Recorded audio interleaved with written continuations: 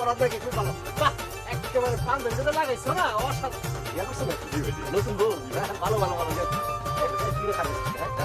এমন কথা বলছি, বাইরে বাইরে কথা বলছি। তাকে দিকে আসা। তারপর হাত আবার বিয়ে করছো তুমি না? তো ভালো।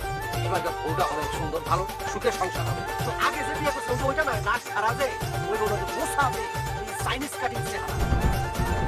বাইরে বাই এত দেখাও কেমনে তোমার কপালে এরকম মনে হচ্ছে চাইনিজ কোনো মাল 2 নম্বর মাল তোমার কথা।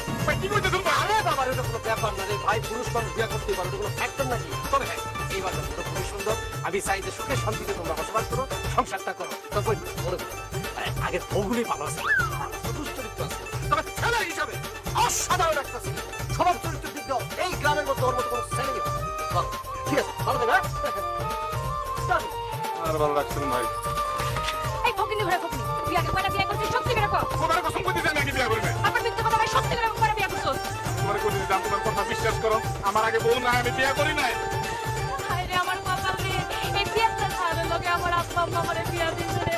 আব্বা, তুমি আমারে দেখে শুনে বিয়া দিবা না? তোমার জামাইয়ের ঘরে আগে বউ ছিল, একটা না দুইটা না মনে হয় ডজন খানে, কোনো হিসাব নাই। আব্বা, তুমি রাখো তো ফোনটা, রাখো, তোমার লগে পরে কথা বলবো। আগে ফকিনের বাচ্চা ফকিনের দেখে ফকিনের বাচ্চা ফকিনের, তুই সত্যি করে কও কয়টা বিয়া করছিস? তোমার কসম, আমি আগে বিয়ে করি। আমি একটা বিয়ে করছি, তোমারই করছি। তুই মিথ্যা কথা বলতেছিস, কিন্তু তুই সত্যি করে কও। আগের বিল্ডিং লাগাই দিছি, আর পয়সা কিনা